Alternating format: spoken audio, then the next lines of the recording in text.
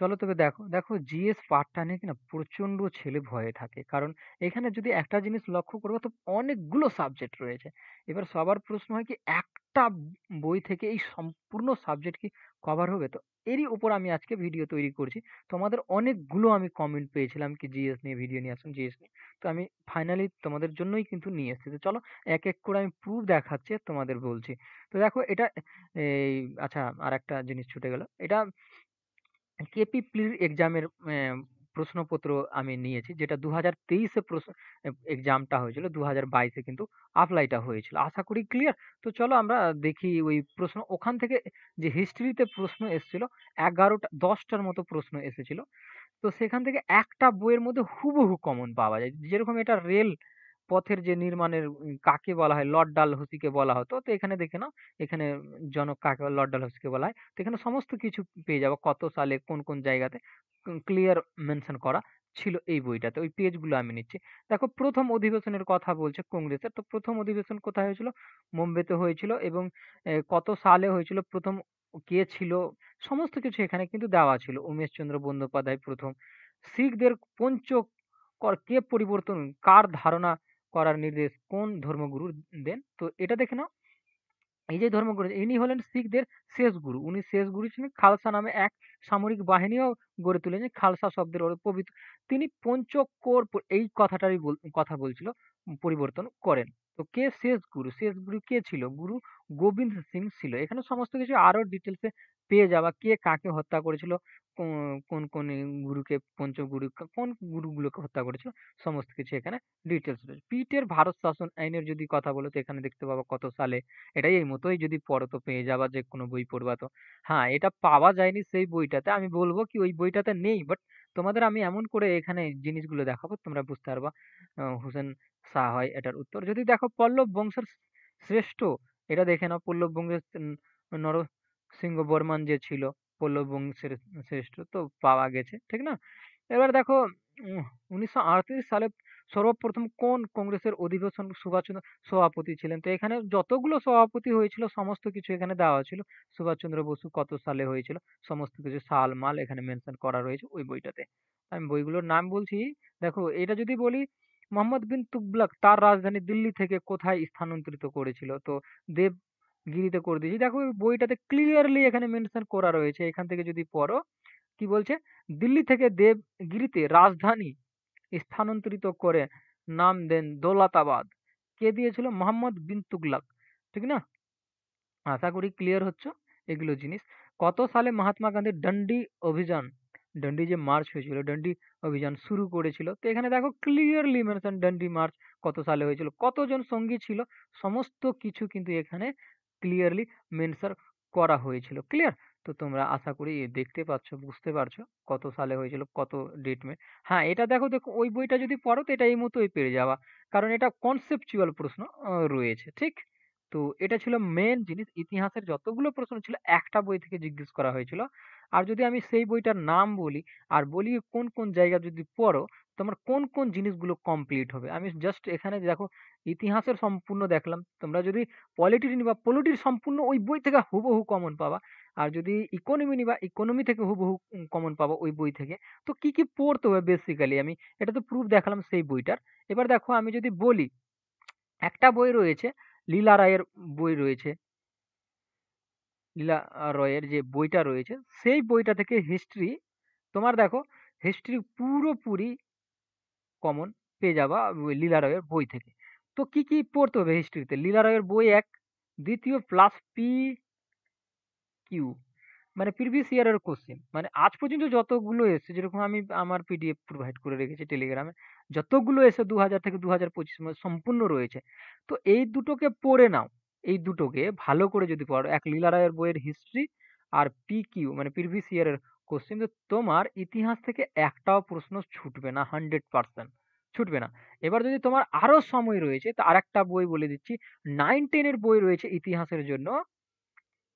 সেখানে প্র্যাকটিসের জন্য যেতে পারো। এগুলো তো তুমি পড়বা, প্র্যাকটিসের জন্য যেতে পারো। জিকে পাহাড়ি বলে একটা বই রয়েছে 9-10 এর, সেটাতে প্র্যাকটিসের জন্য প্র্যাকটিস করতে পারো। এগুলো পড়ার পর হিস্ট্রি লীলা রায় থেকে পড়ে নিলা, আর পিকিউ পড়ে নিলা, প্রিভিয়াস ইয়ারের প্রশ্ন যতটা এসছে সেটা থেকে। আর যদি এটা পড়ে নাও, ওই জিকে জিকে পাহাড়ি বইটা প্র্যাকটিসের জন্য, তো তোমার দেখবা ১০০ তে ১০০% ইতিহাস কমন থাকবে। এবার ইতিহাসে তো গেল, লীলা রায়ের বই শুধু ইতিহাসের জন্য না, আরো আমি ক্লিয়ার করছি, আমি এখানে লিখেছিলাম। লীলা রায়ের বই পড়তে পারো, ইকোনমি হুবহু কমন পাবা, পলিটি পলিটি হুবহু কমন পাবা, হিস্ট্রি, ইকোনমি, পলিটি, সায়েন্স গ্রুপে যতটি রয়েছে হুবহু ওখান থেকে কমন পাওয়া, স্ট্যাটিস্টিক্স জিকে হুবহু কমন পাওয়া, মানে এই সাবজেক্ট গুলো। আর পিকিউ পড়ে নিবা এদের, যেগুলো হিস্ট্রি, ইকোনমি, পলিটি, সায়েন্স গ্রুপের যতটি বললাম, স্ট্যাটিস্টিক্স জিকে যে গুলো বিষয় আছে, সম্পূর্ণটা এটা লীলা রায়ের বইয়ে একটা থেকে পাবা কমন। আর ইতিহাসের যে মেনলি বিষয় বললাম, ইতিহাসের আমি বইগুলোর নাম কেন বললাম, ইতিহাসের দেখো সবচেয়ে বেশি প্রশ্ন জিজ্ঞেস করে, বেশি যদি জিজ্ঞেস করে, সেই জন্য আমি বললাম কি এই বইগুলো পড়ো।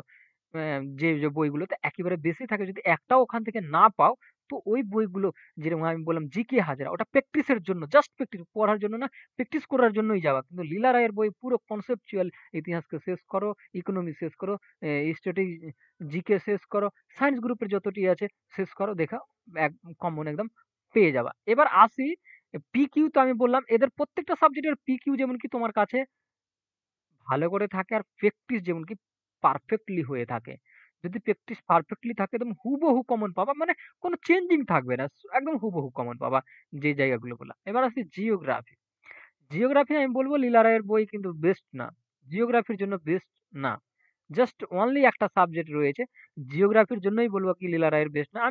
আমি নিজেই যখন এই হোম টিউশন গুলো পড়া পড়াই, যে বাড়িতে যে টিউশন গুলো, আমি অনেকজনকে এটা বলেছি, আর সেখানে তো পুরো তোমরাও জানো লিগারের বই কতটা ভালো রয়েছে। হিস্ট্রি, ইকোনমি, সায়েন্স গ্রুপ, স্ট্র্যাটেজিকে আর পিকিউ এর সাথে লাগাবা। আর হিস্ট্রির জন্য জিকে পাহাড়ে প্র্যাকটিস করতে পারো। এবার এগুলো পড়ে তোমরা কিন্তু প্র্যাকটিস করবা, প্র্যাকটিস না করলে সব হাওয়াতে উড়ে যাবে, ঠিক না? এবার আমি লীলা রায়ের বইয়ের যদি কথা বলি, তো লীলা রায়ের বই কিন্তু জিওগ্রাফির জন্য বেস্ট না। জিওগ্রাফির জন্য আমি বেস্ট বলবো পিকিউ, প্রিভিয়াস ইয়ারের কোশ্চেন। আর এক, নোটস, কারো যদি নোটস তৈরি করা থাকে সেখান থেকে পড়ো, বা 9-10 এর যে বইটা রয়েছে জিওগ্রাফির, সেখান থেকে ডিটেলসে পড়তে পারো। কারণ জিওগ্রাফি আর হিস্ট্রি এমন একটা সাবজেক্ট হচ্ছে ডব্লিউইপি তে, সেখানে কিন্তু তোমাকে এগিয়ে নিয়ে যাবে। কারণ এই দুটো সাবজেক্ট থেকে দেখবা কোনোবার ইতিহাস থেকে, এই যে কেপির যদি কথা বলি, 10টা ইতিহাস থেকেই প্রশ্ন ছিল। আর জিওগ্রাফি থেকে বলি যদি 4টা ছিল। কিন্তু অনেক সময় এরকম দেখা গেছে জিওগ্রাফি থেকে 9টা প্রশ্ন পাওয়া, আর হিস্ট্রি থেকেই 5টা 6টা করে পেয়ে যাওয়া, এই ডব্লিউপি কেপির ক্ষেত্রে আমি কথাগুলো বলছি কিন্তু। এবার দেখো জিওগ্রাফি কিন্তু লীলা রায়ের বই বেস্ট না, একেবারেই বেস্ট না। তবুও তোমাদের ইচ্ছা যায় যদি পড়া, তো পড়তে পারো। বাট অতটা আমি দেখেছি প্রুভ করে, আমি আমার ছাত্রদেরকে রিকমেন্ড করি না। তোমাদেরকে আমি বলবো কি সেই বইটা খুব জিওগ্রাফির জন্য বেস্ট না। পিকিউ পড়বা জিওগ্রাফির, আজ পর্যন্ত যতগুলো সেটা। এবার 9-10 এর যে বই রয়েছে, 9-10 মিলিতভাবে যে বইটা রয়েছে, সে বইটা পুরোপুরিভাবে শেষ করবা। তার নোটস যেমন থাকে, হ্যাঁ শর্ট নোটস যদি থাকে খুব ভালো। কেউ যদি শর্ট নোট লিখে থাকে তার ওপর যদি পড়ে তো অনেক বেটার। কেন কি দেখো জিওগ্রাফিতে বিশেষ এক একটা জায়গা থেকেই প্রশ্ন তোলে। সেই জন্য আমি ফার্স্ট প্রায়োরিটি রাখছি প্রিভিয়াস ইয়ারের কোশ্চেন। কারণ এখানে যদি পড়ো আর কেউ যদি সুন্দরভাবে এই পিকিউটাকে তৈরি করেছে, ওই আশাপাশে প্রশ্নগুলো, যেরকম আমার যদি বইটা দেখবা, তো এই মতো টেলিগ্রামে পোস্ট করে যতটি প্রিভিয়াস ইয়ার সম্পূর্ণটা রয়েছে, তো এই মতোই পেয়ে যাবা। আর যদি পড়ো ওখান থেকেই পাবা 5 থেকে 6 কমন পাবো হুবহু। এইগুলো বিষয় রয়েছে। 9-10 এর বইটা পড়বা জিওগ্রাফির জন্য, আর এক পিকিউ, এই দুটো। তো দেখো জিএস এর যে পার্টটা ছিল, পুরো পার্ট এই যে আমি বললাম আজকে, এইগুলো যদি করো তো তোমার কভার হয়ে যাবে। আশা করি ক্লিয়ার হলো। দেখো, হ্যাঁ ডব্লিউপি এর যে ম্যাথের যে ক্লাসের কথা বলেছিলাম, তো টাইপ ওয়াইজ ভাবে এবার কালকে থেকে বা সম্ভবত যে সময় আমি পাই সেখান থেকে স্টার্ট হয়ে যাবে। মানে স্টার্ট করছি এই কয়েকদিনের মধ্যে থেকে, সেটা স্টার্ট হয়ে যাবে। আর রিজনিং এর যে ক্লাসটা রয়েছে ওটাও স্টার্ট হয়ে যাবে। কারণ সামনে যেরকম প্রস্তুতি তৈরি হচ্ছে, হতে পারে সম্ভবত এক্সাম খুব তাড়াতাড়ি হওয়ার একটা সম্ভাবনা রয়েছে। কারণ যদি জানুয়ারিতে কেসটা উঠে যায়, তো তোমাদের দেখবা খুব তাড়াতাড়ি দিচ্ছে, জানুয়ারিতেই ডেট দিচ্ছে বা ফেব্রুয়ারি দিচ্ছে, তো এরকম। মানে আর বেশি সময় নেই। ক্লিয়ার? তো আজকের ভিডিও এখানেই থাকলো। তোমরা দেখতে থাকো আমার class. Thank you watching for my video. দেখা হবে পরবর্তী ভিডিও। Thank you.